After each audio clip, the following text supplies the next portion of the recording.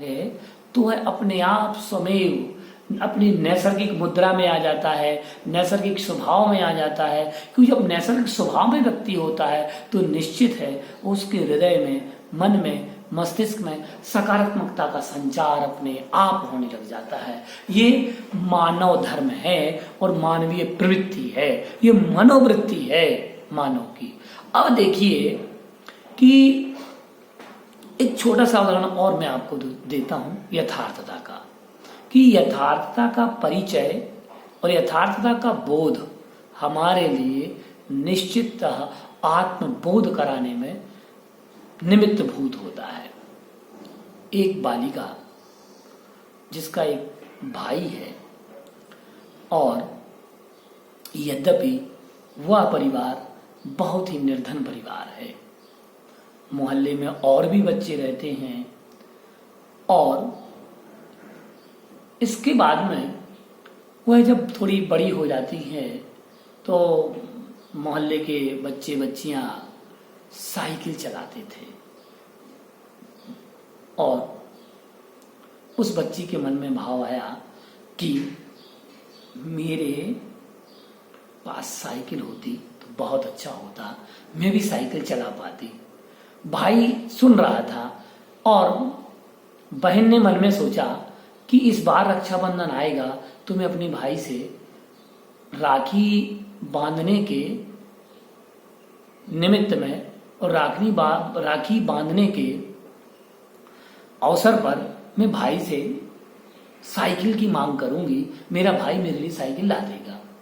अभी समय था, 5-6 माह थे रक्षाबंधन के लिए। भाई ने सोचा कि मेरे बहन के मन में एक भाव है, मन में मैं इसको पूरा कर सकूं। भाई ने दिन रात एक किया और वह श्रावण का माह लग गया और धन अर्जन इतना कर लिया कि उससे वह साइकिल खरीद सकता था।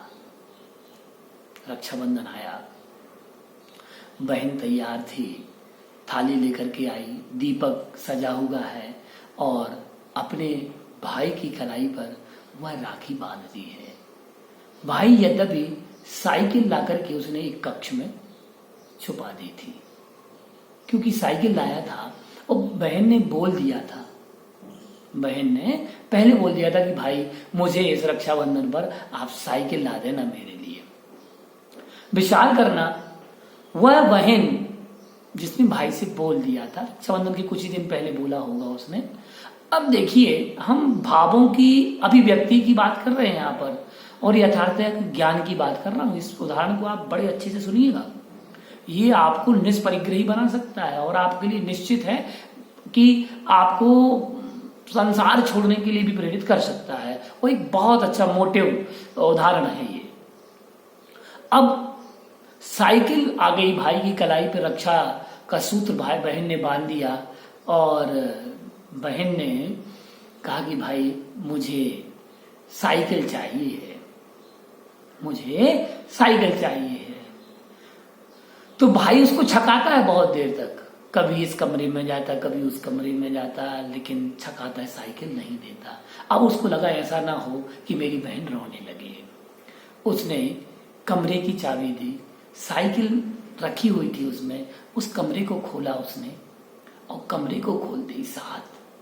अब आप देखना इस स्थिति को, जैसे ही उसने देखा कि मेरा भाई, उसने जैसे गिफ्ट मांगी तो गिफ्ट उसने कहा कि बहन मैं गिफ्ट ऐसे नहीं दूंगा। तो जब उसने कमरा खोला, कमरा खोलने के बाद में जैसे ही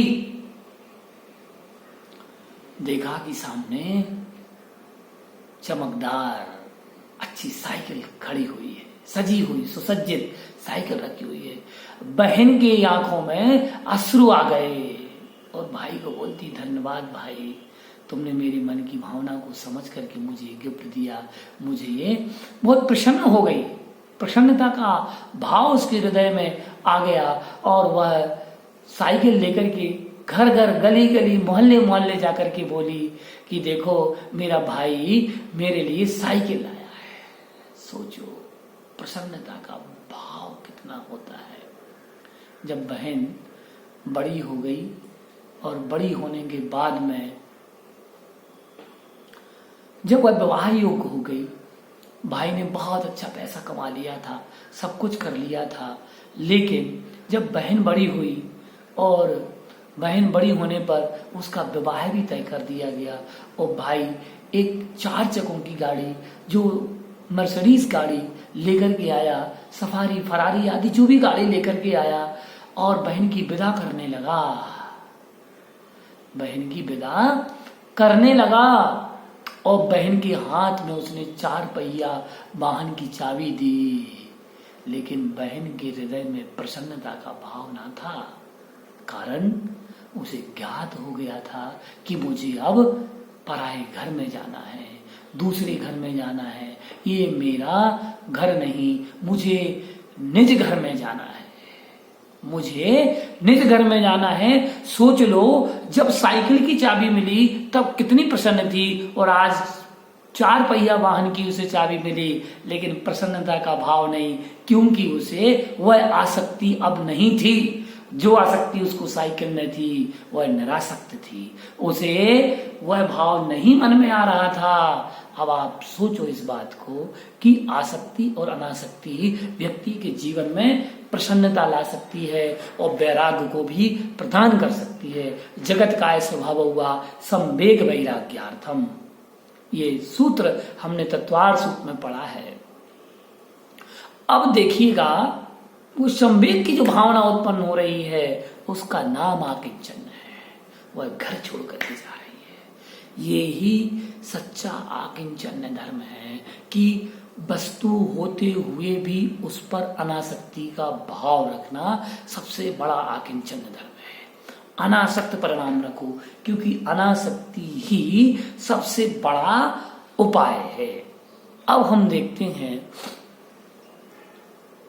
बालक शास्त्र सभा में आया और शास्त्र सभा में खेलते खेलते खेलते खेलते कहीं थोड़ा दूर आगे निकल गया। माँ उसकी बैठी थी और बहुत सारी स्त्रियां एक सी ड्रेस में बैठी हुई थी महिला मंडल में। अब बालक गुम गया, बालक को रोना आ गया, लेकिन वह रो रहा है। जब वह पराये घर में पहुंच गया, वह दूसरे व्यक्ति के पास पहुंच गया, वह खोज रहा है अपनी माँ को। सोचो, वह बालक जब खोजते खोजते अपनी माँ के पास पहुंच जाता है तो प्रसन्न हो जाता है।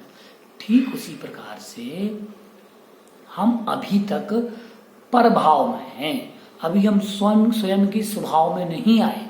जब तक हम स्वयं के स्वभाव में नहीं आएंगे तब तक हम अनासक्त नहीं हो सकते।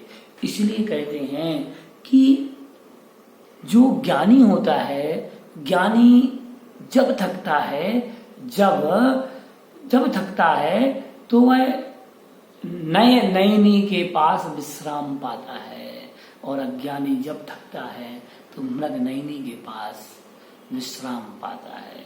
यावत परिग्रहा शक्ति तावत प्राणिनी पीडनम हिंसा तह संसतेर मूलम दुखम संसार संज्ञकम।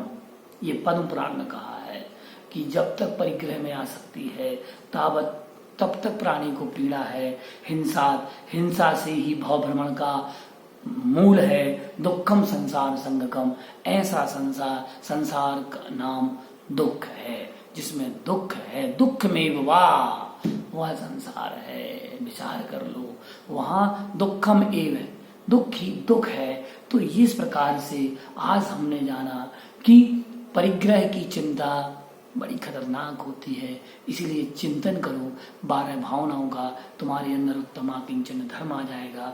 बोलिए उत्तम आकिंचन्य धर्म की जय।